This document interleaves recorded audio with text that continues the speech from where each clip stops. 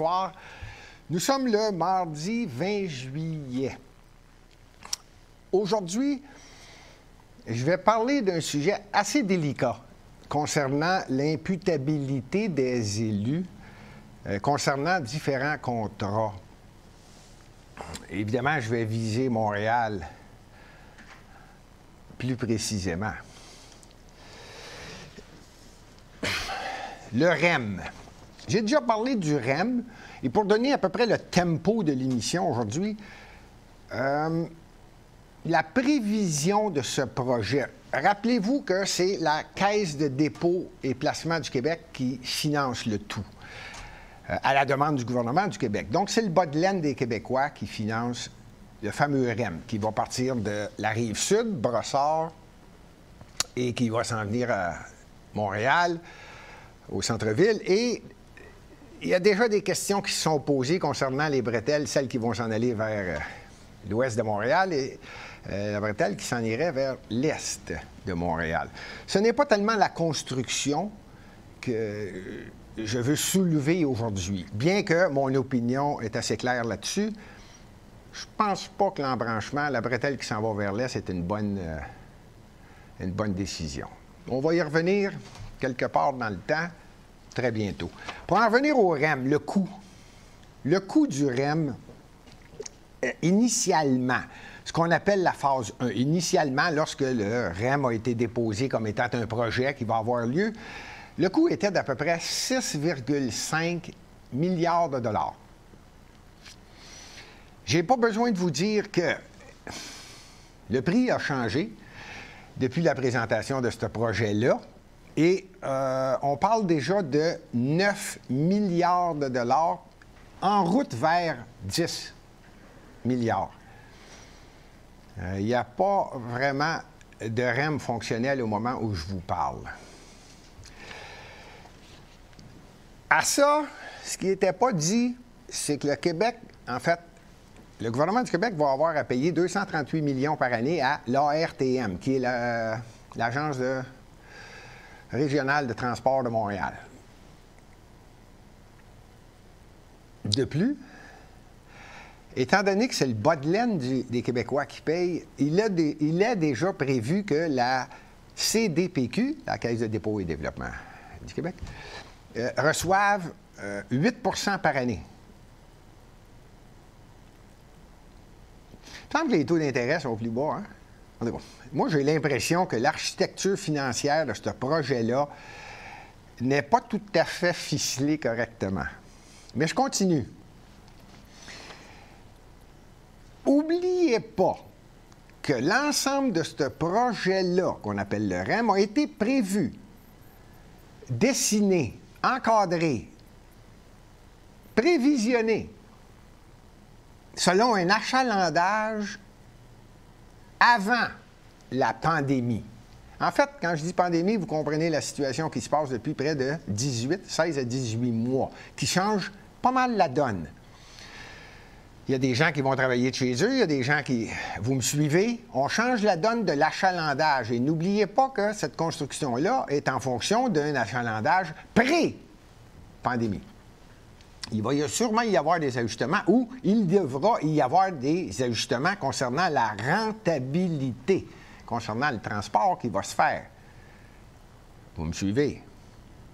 Je veux juste terminer, j'en ai déjà parlé, mais en intro, je veux terminer en disant que, rappelez-vous que ce que je viens de dire, le 6,5 milliards est devenu 9 milliards. Ça ne comprend pas la fameuse station de l'aéroport de Dorval. Celle-là va coûter à peu près 600 millions. C'était pas prévu. En fait, c'était prévu, mais disons que le maire de Dorval a présenté vraiment un projet solide. En fait, une position très claire. C'est l'aéroport international de Montréal et il serait décevant d'avoir une bretelle, une sortie, un arrêt, appelez ça comme vous voulez, à Dorval, près de l'aéroport, qui ne soit pas à la hauteur du nom Montréal, qui est la métropole du Québec. J'en suis totalement d'accord avec le maire de Dorval. À ça, il faudrait rajouter aussi que Hydro-Québec va charger quelque chose comme 338 à 350 millions de dollars parce qu'il faut penser à tout le phénomène électrique qui va entourer le circuit du REM. ne faut pas oublier non plus la voie centrale au pont Champlain. Malheureusement, après vérification, ça n'avait pas tout à fait été planifié comme il faut. Il faudrait y ajouter 800 millions. Et enfin, il va y avoir des stations. Je parle toujours selon le plan prévu du REM qui va aller vers l'est de Montréal et différents endroits vers l'ouest de Montréal. Il n'a pas été prévu que les stations, ça nécessite des infrastructures. C'est-à-dire que les gens débarquent, on ne donne pas un coup de pied aux gens pour débarquer du REM quand le train arrête, puis on referme les portes. Non, il faut que les gens arrêtent dans une station. Il faudrait qu'on ajoute à ça un léger... Moi, je prévois les chiffres, après vérification dans 2-3 médias, on parle d'à peu près 800 millions que la Ville de Montréal va avoir à investir, de façon à ce que les sorties à chacune des stations de Montréal...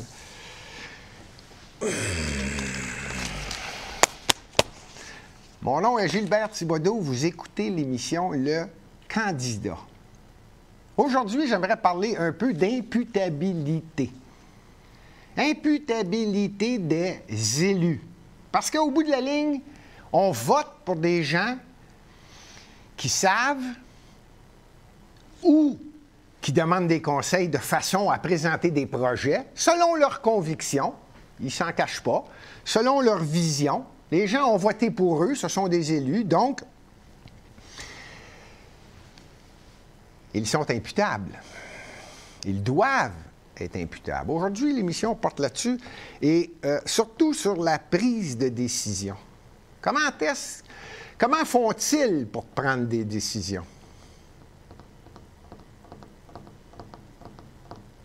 Comment font-ils pour ne pas respecter?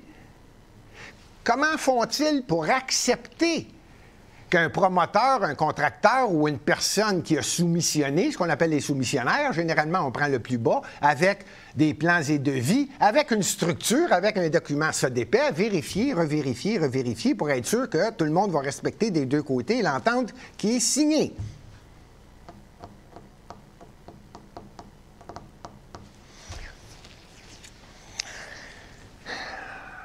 Je veux juste...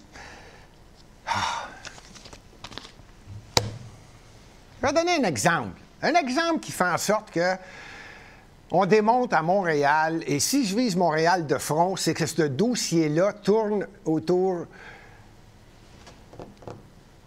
31 ans. Pas compliqué. 31 ans.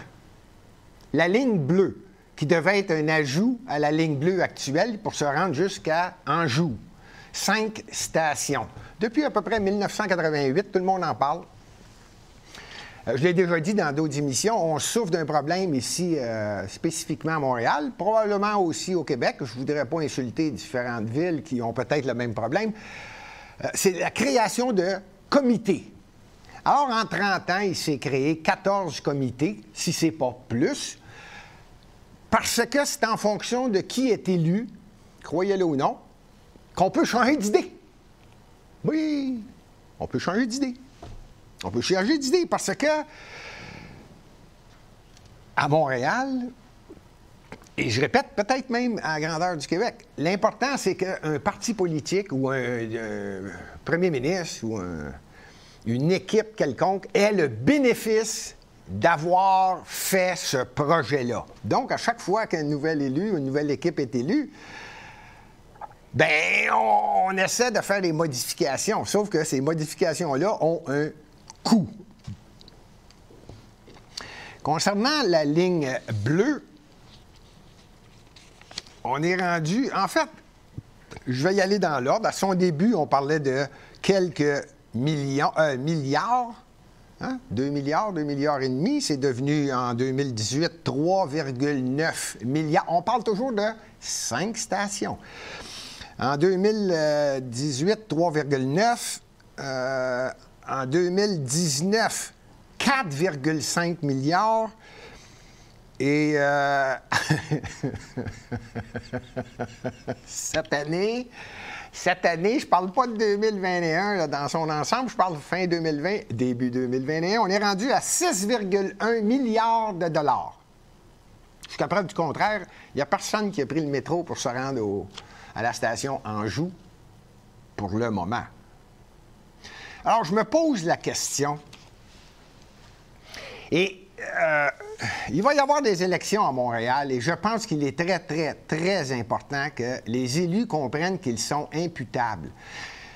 Je ne le dirai jamais assez, Montréal est la seule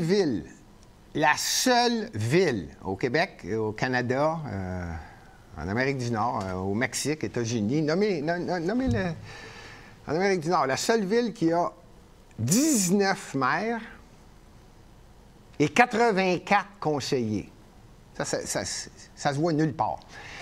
Et toutes ces équipes-là ont des équipes qui les entourent, de chef de cabinet jusqu'à l'attaché médiatique, là, en passant par probablement le coiffeur, le chauffeur, nommez-les, là.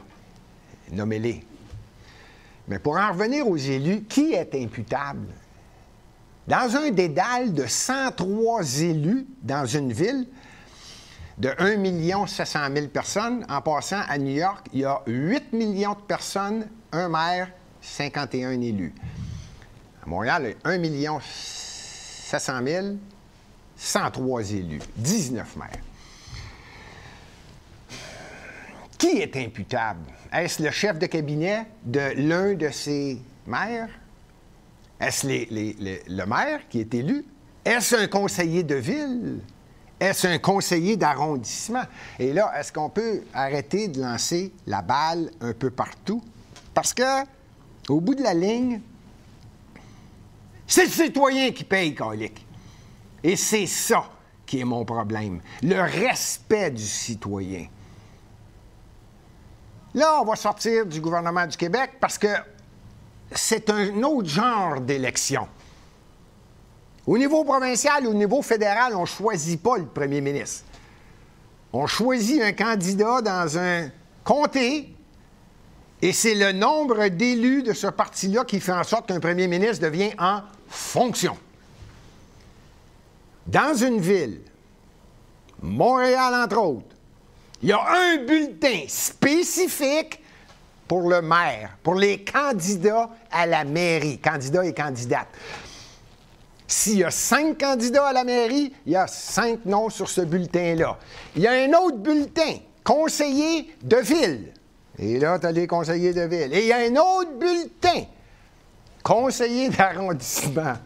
Et si vous avez plusieurs conseillers de ville, bien, c'est pas sur le même bulletin. Alors, vous votez, vous choisissez qui va vous représenter. Et c'est la beauté. C'est la beauté de ce genre d'élection-là. C'est malheureux parce que seulement que 42 % de la population vote.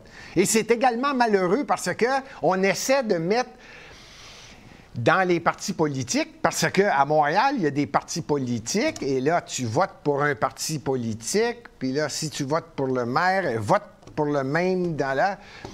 Ce qui est totalement idiot. Je crois sincèrement que chaque personne doit voter pour la meilleure personne ou la personne, selon eux, qui est capable de bien les représenter. Et c'est à l'hôtel de ville que l'ensemble de cette équipe-là n'en forme qu'une. Et ces gens-là représentent les Montréalais. Ces gens-là écoutent la population.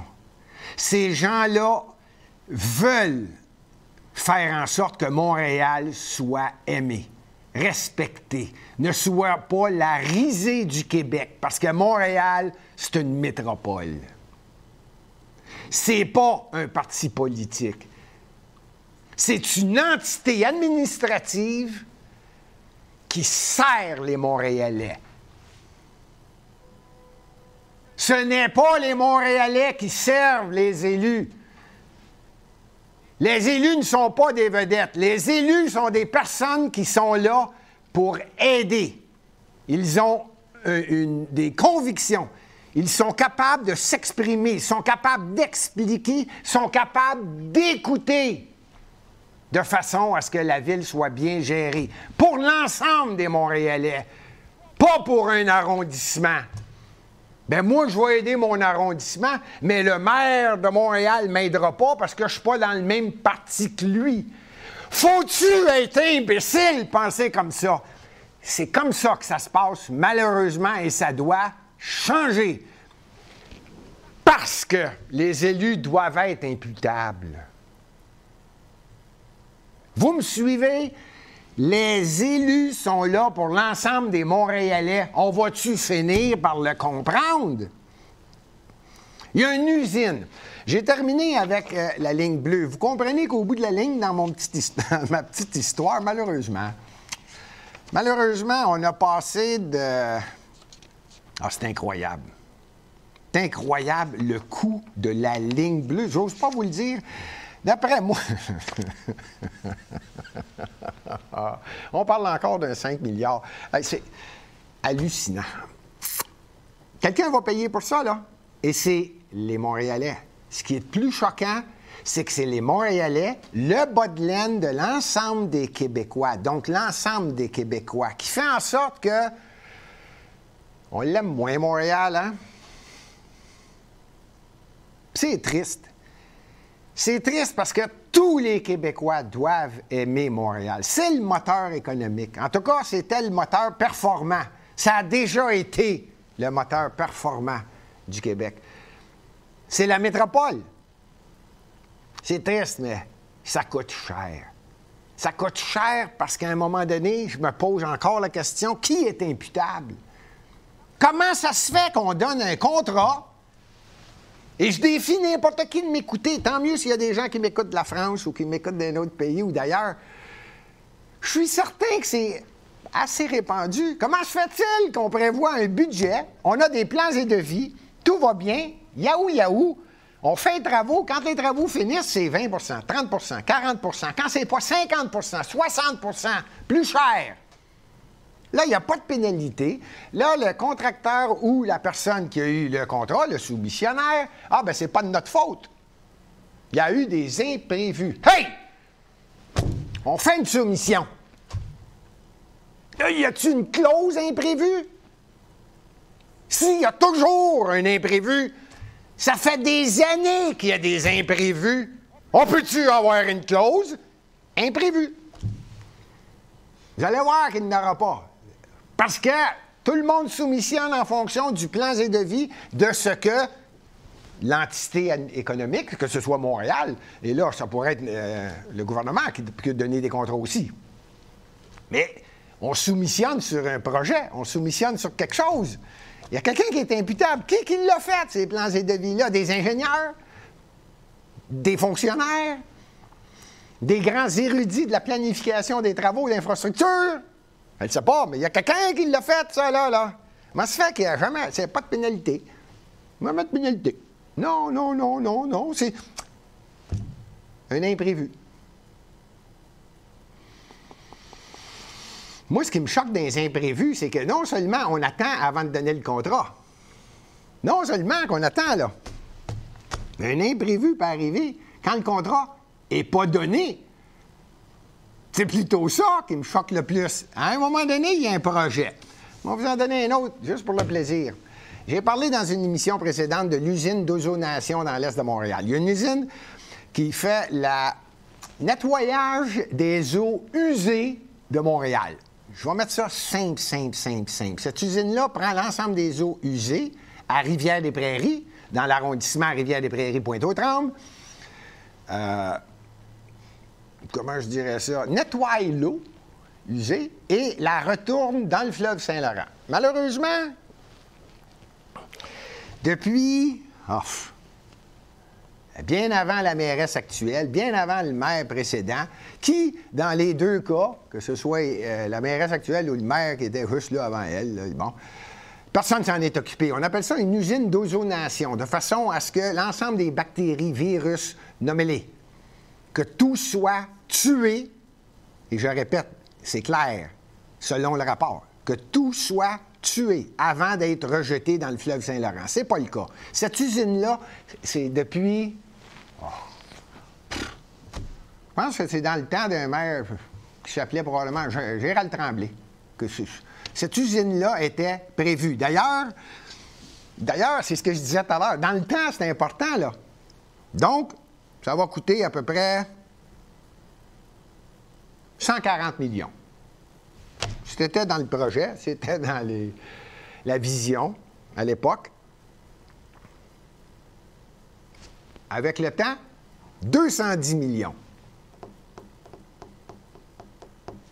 Récemment, 351 millions. Coudon, elle est rendue comme... Elle est faite comment, elle, là? Elle n'est pas encore bâtie, elle n'est pas encore... Mais ça augmente. Ça augmente. On est rendu à 400 millions en 2018. N'oubliez pas, là, c'est quelque chose depuis 2015, 14, 13, là. Là, il est rendu 400 millions. J'espère que je ne me trompe pas. Je vais aller plus loin, tout à coup, là. C'est un article de l'ensemble de ce projet-là. Ah, il est rendu, c'est ce que je pensais. 500 millions. Il n'y a rien de fait, là. Actuellement, là, Montréal, je vais vous donner un indice. À Montréal, en fait, le Québec au complet, toutes les villes, que ce soit villes, villages, villes un peu moins grosses que Montréal, comme par exemple Québec, Sherbrooke, Shawinigan, peu importe la ville, là, bon, ils ont tous, tout le monde a des eaux usées, chaque ville. Montréal, à elle, toute seule, 45 des eaux usées du Québec, c'est Montréal. On n'a pas d'usine d'ozonation des eaux usées avant de les rejeter dans le fleuve. Pas très bien, ça, pour les gens qui sont en aval de Montréal dans le fleuve. Hein? Pas très bien. Ça fait des années. Je parle pas de 2, 3, 4 ans. Là. Je parle de 10 ans. Là. 11 ans. Personne. C'est pas sexy. C'est bien plus beau parler d'environnement. On va parler de plantes, puis de fleurs, puis de... Oui, c'est beau. Mais moi, tant qu'à parler d'environnement, on va en parler.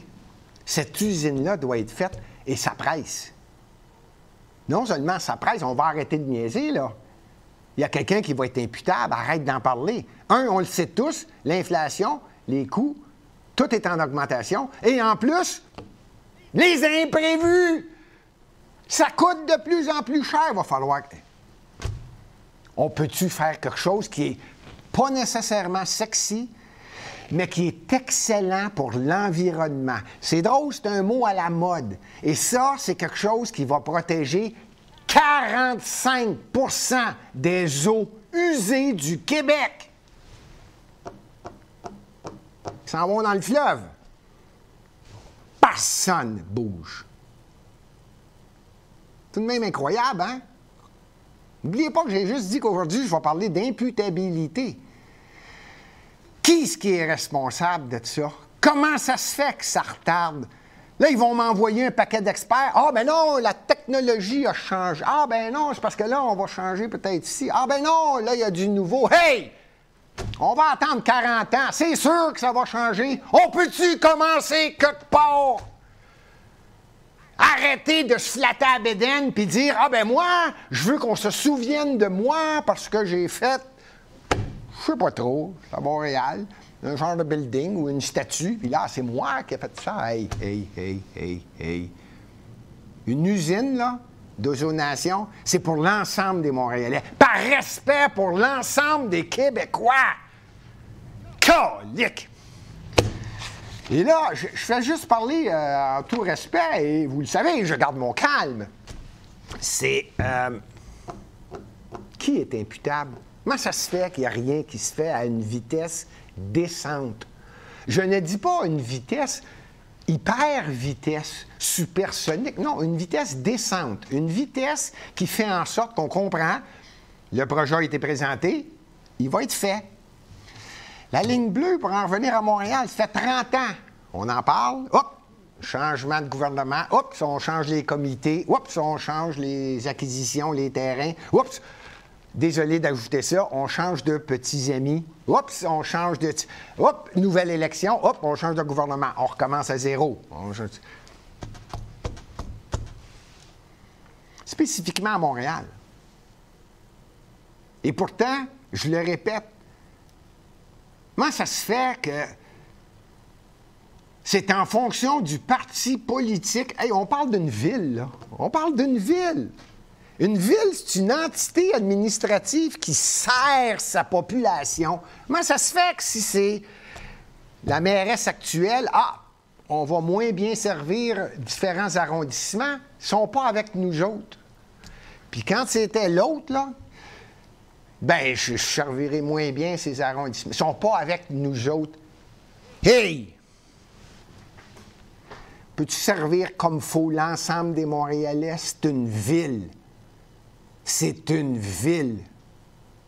C'est une métropole. On est là pour servir. Calique. Bon, ça, c'était l'introduction. Je vais terminer l'émission en parlant de, croyez-le ou non, j'ai mis la main sur. J'aime la culture. Je suis Montréalais, je suis né à Montréal, de père en fils, de grand-père, là, depuis des années 1800. Et j'aime les bâtiments patrimoniaux, le respect de l'histoire. J'aime ça. J'aime ça, puis il y a des arrondissements qui en ont. Il y a 19 arrondissements en passant à Montréal. Et récemment, il y a une étude, encore une fois, j'ai tout simplement lu, c'est disponible dans plusieurs médias, c'est disponible si on suit un peu ce qui se passe à l'Hôtel de Ville de Montréal. On peut avoir les rapports de réunions qui ont lieu de ce temps-ci, je pense que c'est sur Zoom. Tout ça pour dire que 3 projets, 3 bibliothèques. On l'appelle, je vais vous donner le nom des projets, ceux qui sont dans ces arrondissements-là. C'est à Montréal. Vous allez vous reconnaître dans la bibliothèque Maisonneuve, la bibliothèque L'Octogone et la future, celle-là, c'est la meilleure, une bibliothèque inter-arrondissement. Hey, c'est grave, là. Au lieu de carrément dire, simplement dire, bon, on va mettre une bibliothèque là. Non, non, non. C'est important de dire que c'est inter-arrondissement. Il faut continuer de faire en sorte que, ça, c'est vous autres, puis ça, c'est nous autres. C'est inter. Ça vous tente-tu de l'appeler la bibliothèque, puis d'y donner un nom, puis on n'en parle plus? Non. Il faut diviser. Il faut vraiment dire que non. C'est pas dans tel arrondissement, c'est inter-arrondissement. Il faut garder la division. C'est grave faire ça. Tout ça pour dire qu'elle, elle s'appelle l'inter-arrondissement Montréal-Nord, Onsic-Cartierville.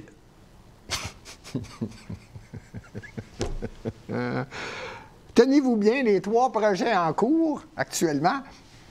Je vais en parler plus précisément. Tiens. On va prendre celle qui est prévue, dans l'arrondissement Mercier-Hochelaga-Maisonneuve. Celle-là s'appelle la Bibliothèque Maisonneuve. OK. Fouillez-moi. Elle devait coûter 23,2 millions. OK? Il y a un soumissionnaire, soumissionne, voici ce qu'on veut. C'est un bâtiment qu'on veut conserver, on veut le protéger, si on veut ça, on va faire une bibliothèque. Pas de problème. Il soumissionne 23,2 millions. Il y a 3 firmes qui ont soumissionné. C'est le groupe Axino qui a gagné. Bien là, c'est plus 23,2, c'est 42,6 millions. Puis là, je veux vérifier un petit peu plus loin comment se fait que ça a augmenté. Fait que là, un élu s'est avancé et a dit c'est à cause de l'augmentation des coûts par une décision qui aurait été prise en cours de route pour réaliser des travaux, pour favoriser une meilleure intégration urbanistique. Hey, s'en prends-tu des mots pour dire que augmentation 83,6 %. Je vais vous le résumer, moi. Il n'y a personne qui est imputable. Hein? Pas dur. Il y a quelqu'un qui a dit quelque part, ben là, c'est pas pareil. Pas pareil, là. On a eu des augmentations de coûts. Hey, c'est une soumission. Par contre, là où c'est certain, c'est qu'on retarde la construction, le temps passe, tout ce qui traîne se salit et augmente. Ça va prendre plus de temps, puis c'est blablabla. Je voulais juste parler de Mercier-Hochelaga-Maisonneuve. Là, c'est pas mieux ailleurs. C'est pas mieux ailleurs. La deuxième que j'ai vérifiée, c'est la bibliothèque L'Octogone. Ça, c'est dans l'arrondissement La Salle. À La Salle. Elle devait coûter 24 millions. Elle va en coûter 37,4. Ça, c'est une petite augmentation de 51,4 % d'augmentation.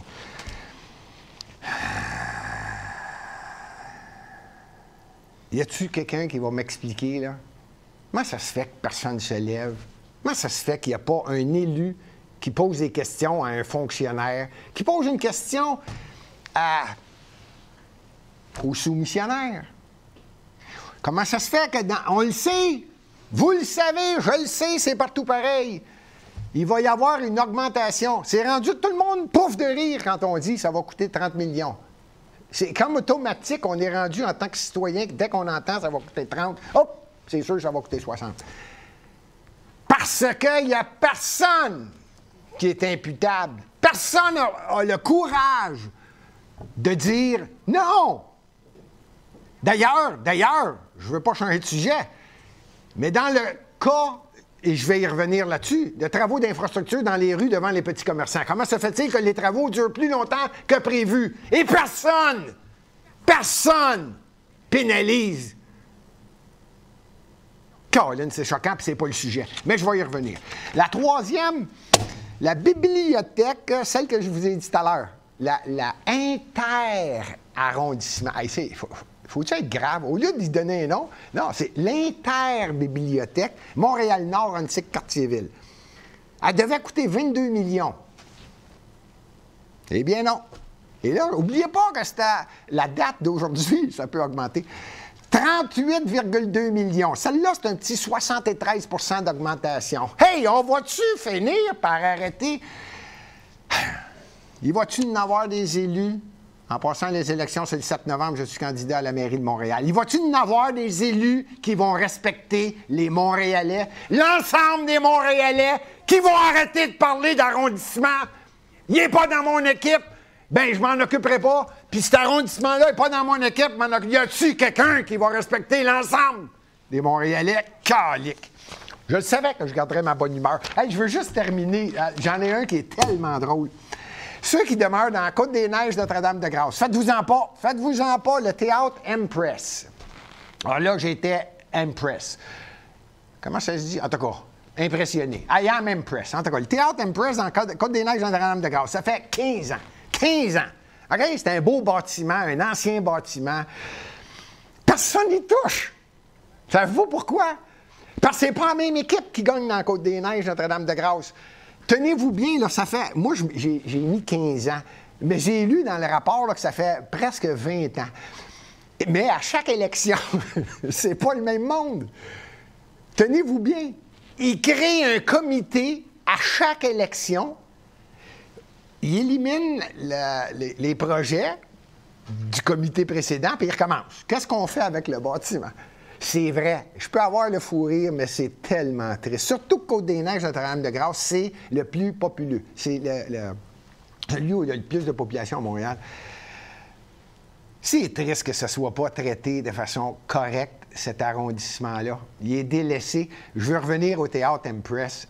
Croyez-le ou non, ça fait plus que 15 ans, mais ce n'est pas les mêmes élus. Fait que là, dernièrement, c'est l'autre équipe, donc... Bien, on recommence, on jette le comité dehors, on crée un autre comité, on recommence toute la... Qu'est-ce qu'on fait avec? Il n'y a rien de fait! Il n'y a rien de fait! Hey, on a attendu qu'un pont tombe. Quand c'est rendu que c'est la peinture qui tient le pont, il est peut-être temps qu'on pense à changer le pont. Ben, c'est la même chose pour une bâtisse. C'est une vieille bâtisse, ça fait 15-20 ans. Là, croyez-le ou non, la journée qu'ils vont se décider, j'espère que il va y avoir des élections le 7 novembre, puis que ça va changer, puis qu'on ait quelqu'un qui est capable de penser montréalais. L'ensemble de Montréal. Par respect pour l'ensemble des Montréalais. En attendant, vrai comme vous êtes là, le théâtre Empress, qui est fermé, pas de vocation, pas rien pour le moment, parce qu'ils ont créé un nouveau comité qui est en train de refaire... je sais pas, tu es en train de refaire l'histoire, il n'y a rien qui est fait. À vous penser combien ça a coûté, ça, ce que je viens de dire là? Juste en comité. À chaque élection, on le change. Bon, j'étais sûr que je vous rendrais de bonne humeur. On est dans les vacances de la construction. Bonnes vacances à ceux qui sont en vacances. Ayez du plaisir, il fait beau et chaud. Mettez de la crème, ceux qui ont de la misère puis qui ont de la petite peau fine. Ici, le régisseur, il a une peau fine. Lui, là, de la misère, ça y prend de la petite crème. On se revoit la semaine prochaine. Salut! Pfiou!